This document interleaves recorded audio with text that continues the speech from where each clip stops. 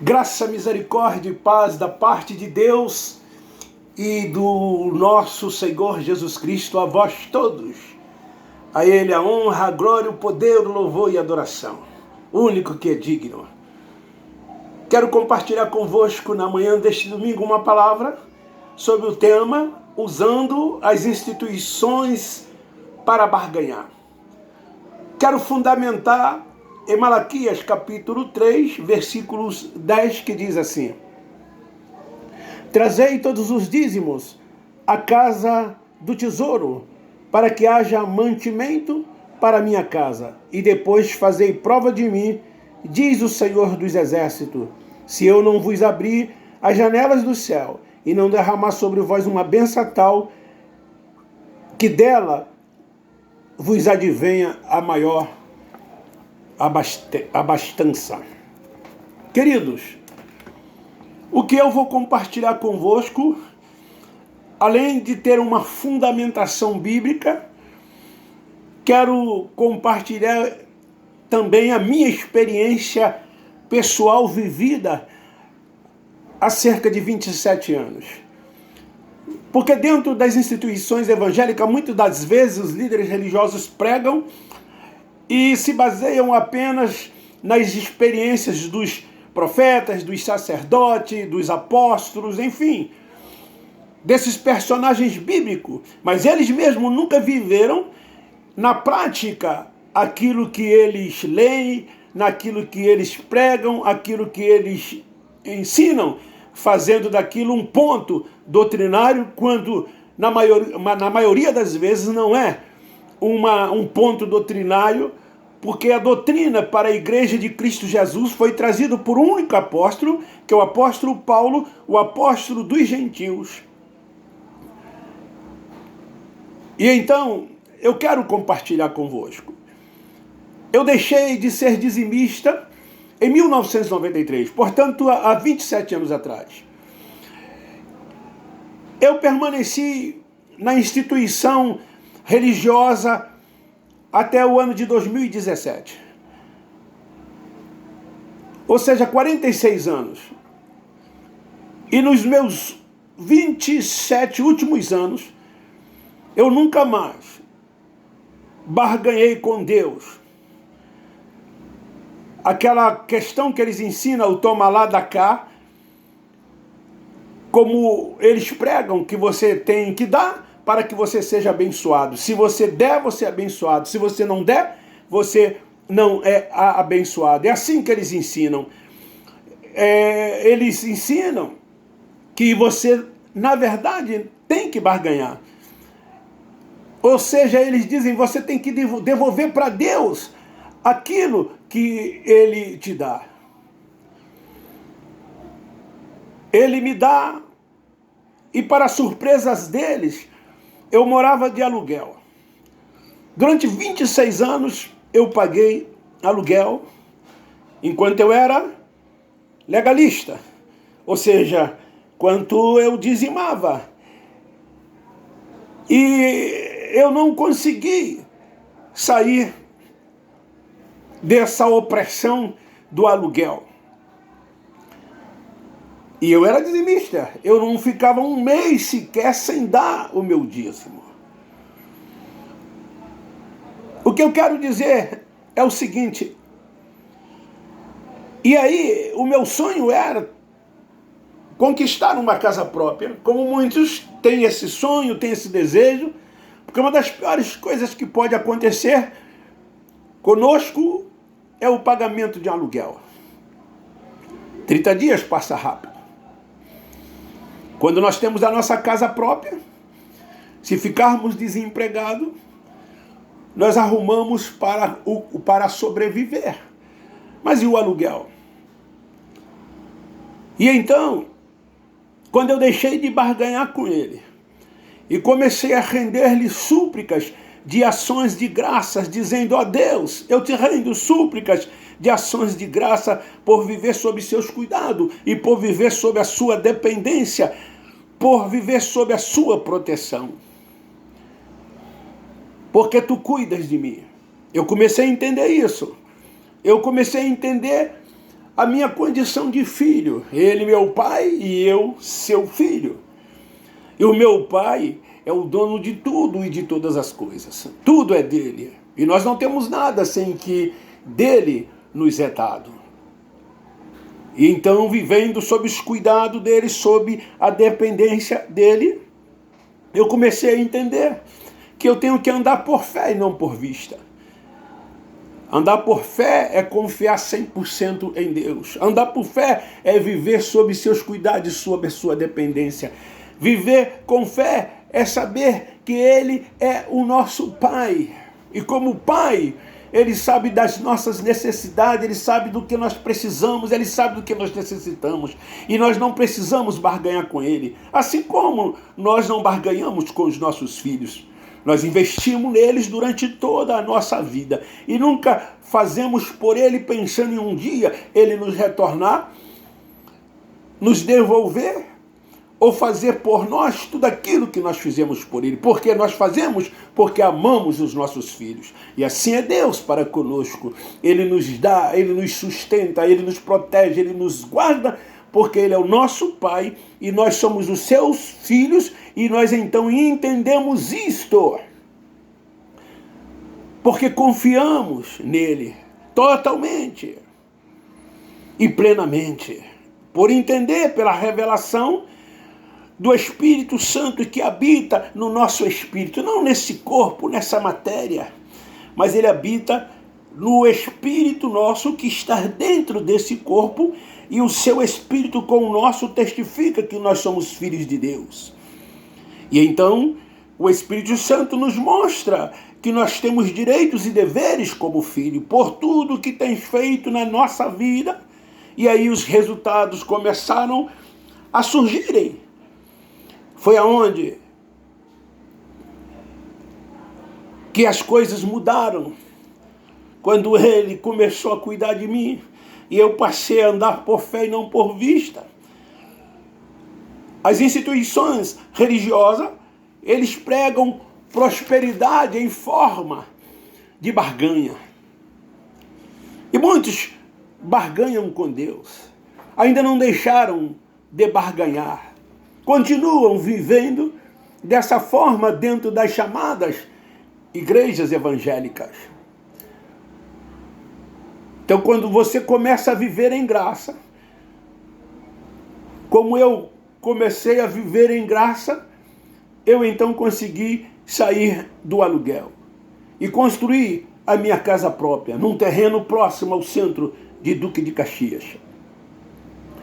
E Deus então fez comigo do jeito que eu queria, porque até o projeto da minha casa fui eu quem projetei. Foi eu mesmo quem fiz. Eu queria uma casa muito boa, uma casa muito bem mobiliada, porque eu disse para Deus, eu não quero nenhum móvel da minha antiga casa, de onde eu vivia de aluguel. Eu quero tudo novo. E quando eu construí a minha casa, do jeito que eu quis, do jeito que eu projetei, do jeito que eu queria, eu levei a minha família nas lojas que fabricam móveis sob medida. E então minha filha até disse assim para mim, pai, mas isso é muito caro. Eu falei, não, nós temos que viver o melhor de Deus nas nossas vidas, e é isso que Ele está nos dando. E não olhei para o preço, e então eu pude realizar tudo aquilo que o meu coração desejava realizar. Querido, quando uma pessoa ela vive essa barganha com Deus, ela está sempre olhando o cardápio do lado direito.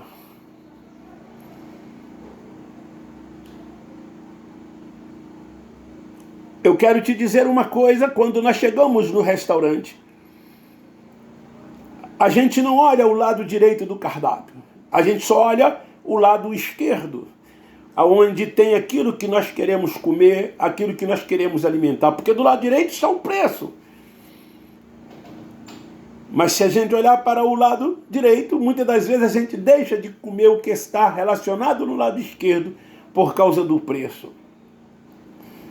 Eu comprei um carro mais novo do que eu tinha. Eu quero te dizer que eu tenho carro há 36 anos e eu não pago seguro. Eu nunca fui roubado, já tive vários carros. Eu nunca tive um carro roubado, eu nunca tive um carro furtado. Sabe por quê? Porque eu vivo em graça. Porque eu entendi que se Deus não guardar, em vão vigia aqueles que tomam conta. Quantos que barganharam com ele, barganham com ele, pagam aluguéis? Quantos estão na mão de agiotas? Quantos que recebem e não sobram dinheiro para pagar a luz, para pagar a água? E aí sabe o que acontece? Dentro das instituições religiosas, nós temos muitos crentes que fazem gatos de luz, gatos de água, a tal gatonete para que tenha internet dentro da sua casa, mas não deixam de, no final do mês, separar os seus 10% e levar para tal instituição religiosa, para que esse dinheiro seja entregue nas mãos daquele que eles dizem serem o líder espiritual. Mas eles são legalistas e estão fazendo todas essas coisas. Por que são legalistas? Porque eles entregam os seus dízimos. Os líderes colocaram na mente desses crentes, dessas pessoas religiosas, que se eles não devolverem aquilo que é de Deus, o devorador que eles ensinam, que eles dizem ser o diabo, vai vir na vida de cada um daqueles que não entregam os seus dízimos e vão fazer uma devastação na vida de cada um, segundo o texto de Malaquias. E esse texto de Malaquias não tem nada a ver. O devorador eram os gafanhotos que viriam sobre as plantações, sobre as lavouras daqueles que não pagavam o dízimo, a tribo de Levi, porque era a única tribo determinada por Deus para que as outras 11 tribos pagassem os dízimos. Então, ao ouvir isso por parte dos líderes religiosos, as pessoas ficam com medo. E esses líderes religiosos, eles amaldiçoam as pessoas. Eles jogam praga sobre a vida das pessoas. Eles dizem, olha, se vocês não derem o dízimo, a panela de pressão sua vai explodir. A sua casa vai virar uma farmácia. O seu carro vai ser furtado ou roubado. O motor do seu carro vai bater. A sua casa vai viver sob maldição. Porque o devorador vai fazer parte da sua vida. Ele vai estar sobre a sua vida. Você pode ficar doente, a sua família pode ficar doente. São essas maldições que eles jogam nas pessoas e os crentes por não conhecer a Deus. Porque o filho precisa conhecer o pai. E muitos se dizem filhos, mas não conhecem o seu pai, porque se conhecesse o seu pai, elas não estariam nas mãos desses líderes religiosos. Nós temos que temer a Deus e não temer aos homens. Elas acreditam nessas aberrações, nessas mentiras ensinadas por eles dentro desses templos religiosos. E assim eles praticam o que eles querem, mandando as pessoas continuarem a dizimar para que possa cumprir o que está em Malaquias 3:10. E se as pessoas não dizimarem, elas são chamadas de ladrões. E aí eles dizem para os crentes que não dizimam, aqueles que não dizimam estão roubando a Deus, e os roubadores não entrarão nos céus. E as pessoas acreditam nisso. E para não ir para o inferno, porque muitos estão dentro do sistema religioso por várias coisas, mas duas principais coisas. Eles estão lá primeiro porque eles têm medo do diabo, e segundo, porque eles têm medo de ir para o inferno. O momento mais importante para esses líderes religiosos, nessas tais reuniões que eles chamam de culto, é o momento dos dízimos e oferta. É quando eles dizem: agora chegou um dos momentos mais importantes da nossa reunião, do nosso culto. Nós vamos tirar dízimos e oferta para, abro aspas, obra do Senhor. Querido, as máscaras estão caindo. Eles estão vivendo um momento muito difícil, porque as pessoas estão abrindo os seus olhos. Elas estão entendendo a revelação que o Espírito Santo de Deus tem trazido para nós nesses últimos dias. Sabe o que acontece? Essas pessoas, esses líderes religiosos, eles estão cada vez mais ricos. Eles não trabalham. Dirigem um culto 2, 3 vezes por semana, pregam em algum desses cultos quando querem pregar, mas de domingo a domingo eles estão comendo com as suas famílias nos melhores restaurantes. Os seus filhos estudam nas melhores escolas, enquanto muitos dos membros dessas instituições estudam em escolas públicas.